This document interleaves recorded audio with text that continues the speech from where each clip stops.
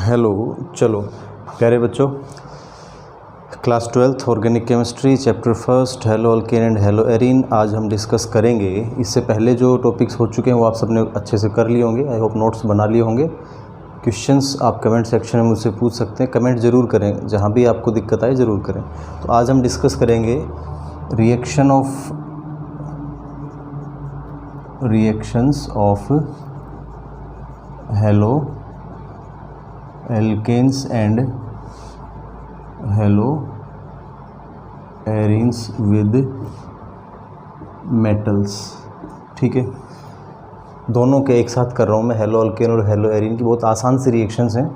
देखो, सबसे पहली बात तो जब कार्बन के साथ कोई भी मेटल बॉन्ड बनाता है, कार्बन मेटल बॉन्ड, क्या कह रहा हूँ मैं, कार्बन मेटल बॉन्ड जब भी कभी बनता है तो ऐसे कंपाउंड्स को हम बोलते हैं ऑर्गेनो मेटेलिक कंपाउंड्स। क्या बोल देते हैं? Organometallic compounds. ठीक है भाई, ऑर्गेनो मेटेलिक कंपाउंड्स। तो अब यहाँ जो कंपाउंड्स हम पढ़ेंगे उन सभी को एक कैटेगरी में डाल सकते हैं कि वो सब ऑर्गेनो मेटेलिक कंपाउंड्स हैं। इसमें सबसे इम्पोर्टेंट एक रिएक्शन है जो सबसे ज़्यादा महत्वपूर्ण है, पहली कि रिएक्शन विद मैग्नीशियम Mg। 1900 में 1900 में विक्टर ग्रिग्नार्ड नेम का एक साइंटिस्ट था, विक्टर ग्रिग्नार्ड। इसने क्या किया, इसने एल्काइल हैलाइड्स की रिएक्शन मैग्नीशियम के साथ किया इन प्रेजेंस ऑफ ड्राई ईथर। अभी ड्राई ईथर क्यों यूज़ किया वो भी मैं बताऊंगा आपको, ड्राई ईथर। और क्या बना वहाँ से, RMgX, एल्काइल मैग्नीशियम हैलाइड। इसको हम ग्रिग्नार्ड रिएजेंट के नाम से भी जानते हैं, डिस्कवरर के अकॉर्डिंग। विक्टर ग्रिग्नार्ड ने इसकी डिस्कवरी की थी, इसलिए इसको ग्रिग्नार्ड रिएजेंट के नाम से भी जाना जाता है। और एक बहुत इम्पोर्टेंट ऑर्गेनिक रिएजेंट है जिससे बहुत सारी रिएक्शंस कैरी आउट होती हैं, जहाँ पे ये एज ए इंटरमीडिएट या फिर एक रिएक्टेंट का, रिएजेंट का काम करता है। बहुत सारे प्रोडक्ट्स हम बना सकते हैं, इसीलिए विक्टर ग्रिग्नार्ड को नोबेल प्राइज़ भी मिला था इस डिस्कवरी के लिए। ठीक है, तो आप जैसे CH3CH2Br इथाइल ब्रोमाइड है, इसकी रिएक्शन यदि हम मैग्नीशियम से करें, सेम वही ड्राई ईथर की प्रेजेंस में, तो क्या बन जाएगा हमारे पास, CH3CH2Mg Br, ethyl magnesium bromide. क्या बोलेंगे बेटा, इथाइल मैग्नीशियम ब्रोमाइड, आप इनका नेम लिख सकते हैं। ठीक है, तो ये तो एक रिएक्शन होगी, रिएक्शन विद मैग्नीशियम। यहाँ जो ध्यान रखने वाली बात है, देखो अब यहाँ पे जो बॉन्ड बन रहा है, कार्बन का बॉन्ड मैग्नीशियम के साथ और उसके साथ है फिर हैलोजन। तो कार्बन मैग्नीशियम बॉन्ड एक पोलर बॉन्ड है। यहाँ पे मैं बता दूं कि कार्बन और magnesium bond is highly polar due to electronegativity difference between carbon and magnesium. इसलिए कार्बन पे हम डेल्टा नेगेटिव और मैग्नीशियम पे स्लाइड पॉजिटिव चार्ज दिखाते हैं।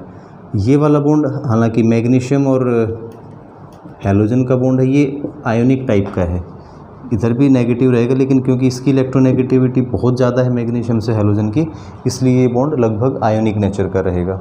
ठीक है, तो इस पोलर नेचर की वजह से, पोलर बॉन्ड की वजह से हाईली रिएक्टिव होते हैं। ग्रिग्नार्ड रिएजेंट क्या एक हाईली रिएक्टिव रिएजेंट है। और एक विशेष बात इसकी कि it reacts with any protic solvent. कोई भी ऐसा सॉल्वेंट जो H पॉजिटिव आयन दे सकता है, protic solvent that can give H positive ions. ठीक है भी, उनके साथ रिएक्ट कर सकता है ये, एंड फॉर्म्स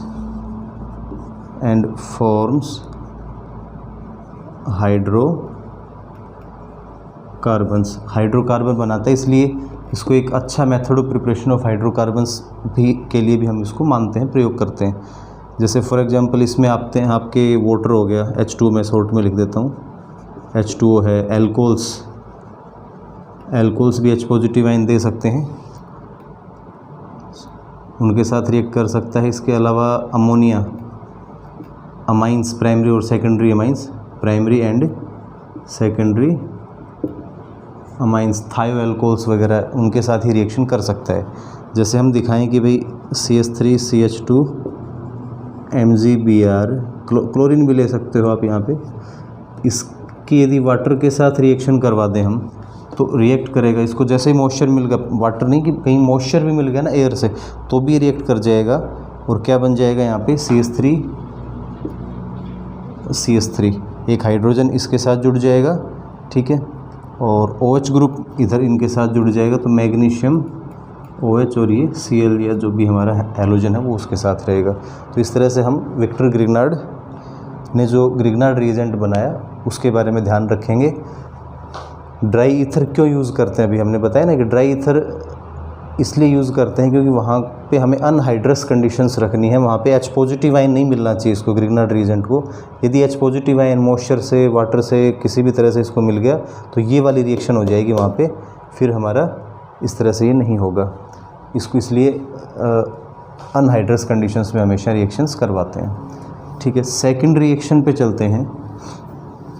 सेकंड जो रिएक्शन है एल्काइल हैलाइड्स की विद मेटल्स, उसमें हम बताएंगे वुड्स रिएक्शन। कौन सी रिएक्शन बेटा? Wurtz reaction.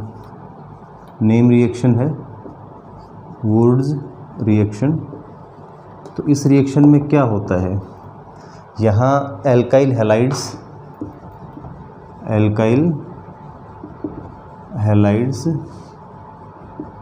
react with sodium in anhydrous conditions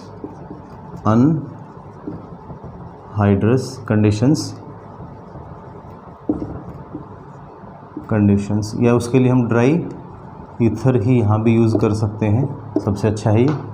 तो देखो कैसे रिएक्शन होती है यहाँ पे, RX + Na + RX। तो हम यहाँ पे लिख सकते हैं कि 2 molecules of alkyl halides, 2 molecules of alkyl halide react with sodium in anhydrous conditions to form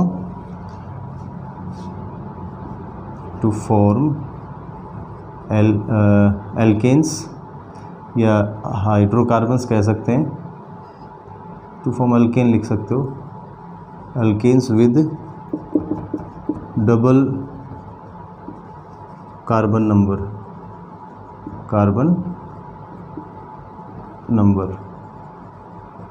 carbon का नंबर डबल हो जाएगा यहाँ पे। तो ये NaX 2NaX निकल जाएगा, इसको उल्टा लिखना पड़ेगा बेटा, मैं X इधर दिखा दूँ, मैं R इधर दिखा रहा हूँ। वही ड्राई ईथर की प्रेजेंस में करेंगे तो RR + 2NaX। तो ये वुड्स रिएक्शन है। कोई भी एल्काइल हैलाइड लेंगे, 2 मॉलिक्यूल उसके सेम एल्काइल हैलाइड, और सोडियम के साथ उसकी जब रिएक्शन करेंगे तो इस तरह से ये बनेगा। यहाँ पे सिर्फ इससे हम इवन नंबर कार्बन वाले एल्केन प्रिपेयर कर सकते हैं। 11th क्लास में आपने method of preparation of alkanes में पढ़ा होगा, इसकी लिमिटेशन भी है वुड्स रिएक्शन की, बट अभी हमारा यहाँ पे वो चीज़ बताने की ज़रूरत नहीं है। यदि आप ऑड नंबर कंटेनिंग एल्केन बनाना चाहोगे तो फिर मिक्सचर ऑफ एल्केन्स बनता है, तो आप 11th से टच करें। हेलो एरिन्स में, अभी इसी के अंदर हम, ये तो वुड्स रिएक्शन हो गया हेलो अल्केन के अंदर। हेलो एरिन्स में, इन हेलो एरिन्स यहाँ पे हम बता सकते हैं, एक तो वुड्स फिटिग रिएक्शन। देखो यहाँ क्या होगा कि 2 अलग अलग हो जाएंगे अब डिफरेंट, एक तो alkyl halide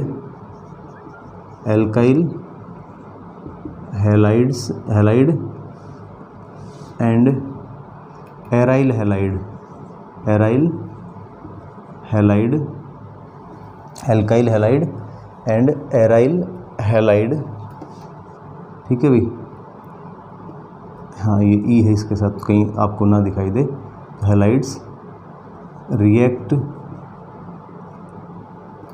with Na sodium, वो सेम कंडीशन रहेंगी in dry ether to form, क्या बनेगा देखो मैं दिखाता हूँ आपको। हम एग्जांपल ले लेते हैं, जैसे CH3Cl + 2Na प्लस इधर हमने क्लोरोबेंजीन ले लिया, ठीक है बेटा। अब क्या होगा, ये निकल जाएगा, और हमारे पास वही ड्राई ईथर, उसकी प्रेजेंस में टॉल्यून बन जाएगा, CH3 इधर इसके साथ जुड़ जाएगा प्लस 2NaCl।